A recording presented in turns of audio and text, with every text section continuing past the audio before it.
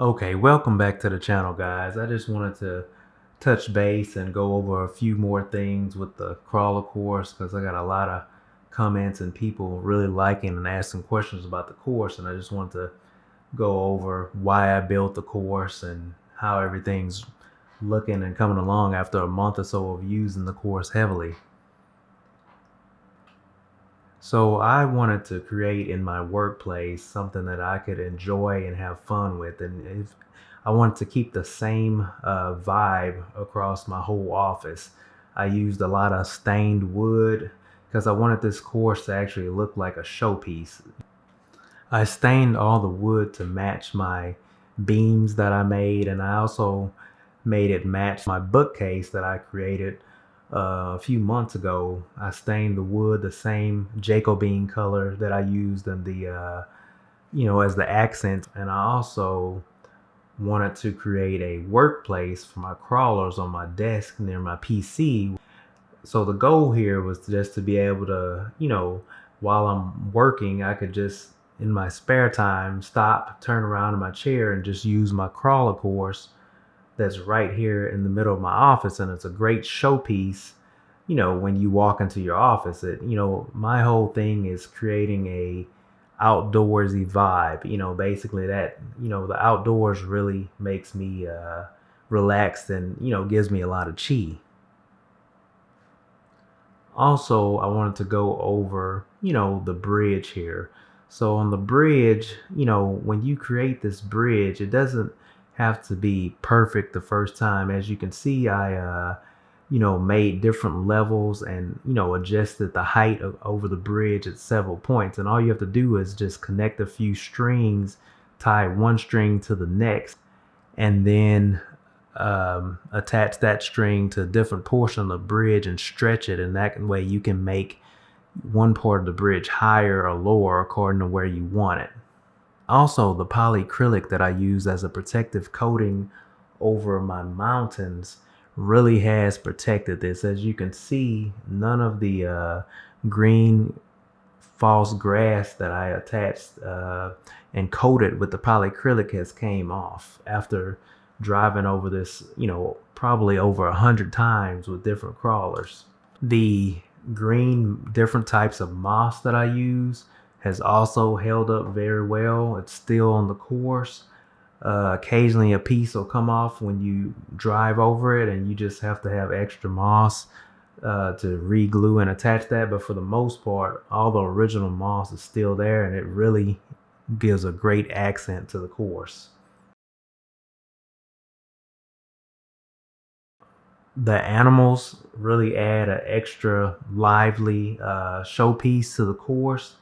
I think that's a must. If you want the outdoors vibe and you're really in the forest, then you really should put these animals here as, just to give you kind of a realistic vibe on your course.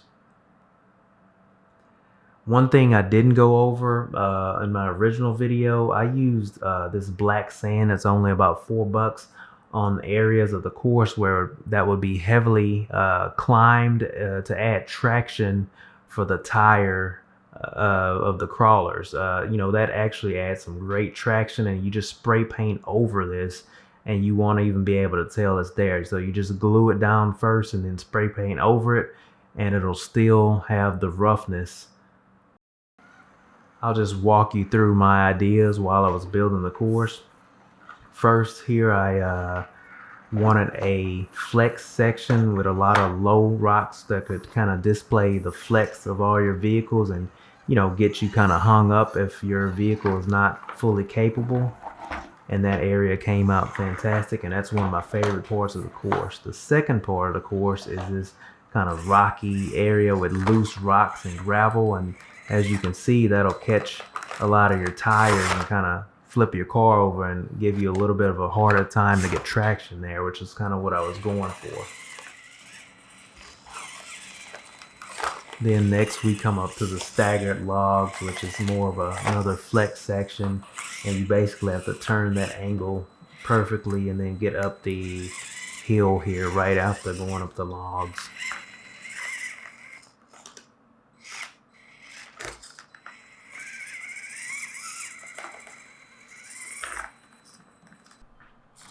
Then down to these 2 branches for the skinnies, which has to be lined up perfectly, otherwise you'll kind of fall down between there.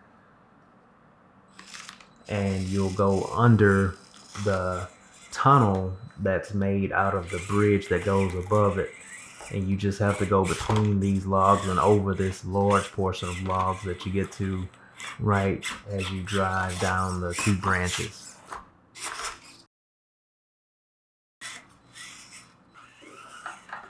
You'll make your way out of the tunnel, then up onto this angled small hill,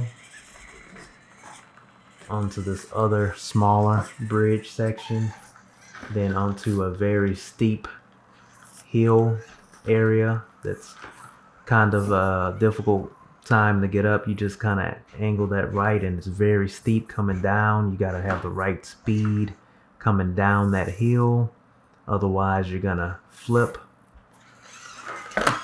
like so, but I was able to save that. Then this area gives you kind of the perfect side angle test, basically to see if your vehicle can back up and handle this side angle without tipping over. And then you'll go through this loggy section,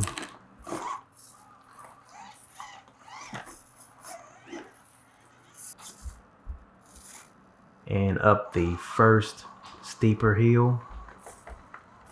I didn't make that hill very steep because I wanted every vehicle to be able to make it, but the second angle here I made a lot steeper and more difficult if you want to drive that for some more tougher vehicles to get up. As you can see, my Bronco is a little bit, it's very capable, but it's a little bit too top heavy to get up that steeper section there, whereas something like my rock buggy can easily get up that with no problems.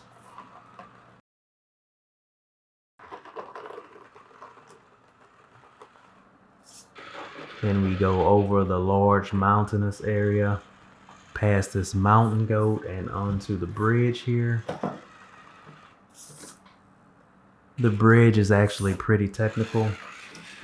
It has a lot of ups and downs and catches where some vehicles would not be able to make it up some portions of this. This area right here catches a lot of vehicles off guard, and that front tire just wouldn't be able to make it over. Then up the kind of steeper portion of the bridge to the finish line. And that's kind of the end of the course there, guys. And as you can see, that area I was talking about there is pretty hard to get over for some of the lighter weight vehicles. Then I also made it to where you can go up several parts of the course backwards, and I wanted that to be hard. So basically, this area right here, you can go up backwards. Some of my vehicles wouldn't be able to make it up that, but some of the more capable ones would. So you want this course to, have different angles and different challenges. Also, this area is pretty straight up. Most vehicles wouldn't be able to make it up this portion, but a very capable vehicle would. So you have to make, you want your whole family to enjoy this course. So some of the areas I made pretty simple so my son could get up certain areas, but also want it challenging in other areas so that I don't get bored with my own course.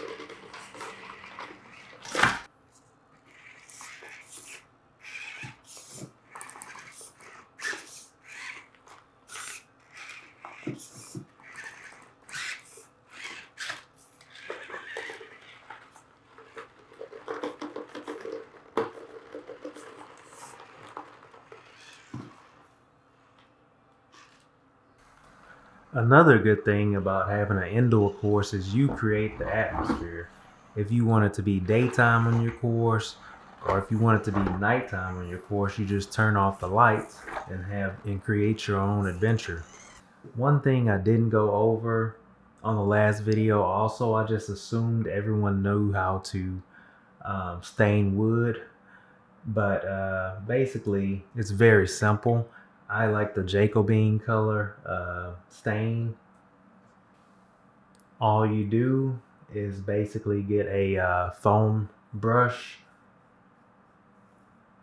Dip it in the stain, coat it on pretty thick on the top, the sides, and let that dry for about 6 minutes.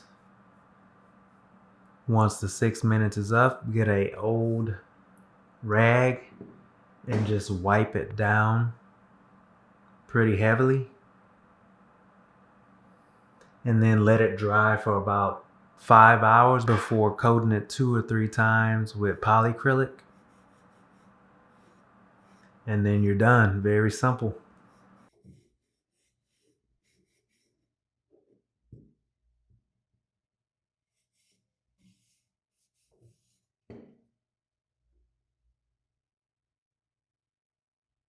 Here I have a naturalistic bioactive crested gecko vivarium. It's a great addition to the office and adds a nature vibe. It has all real plants and it also has insects. So basically it creates its own forest atmosphere. Well guys, I hope you enjoyed that video and answered a few questions you guys might have had about the course.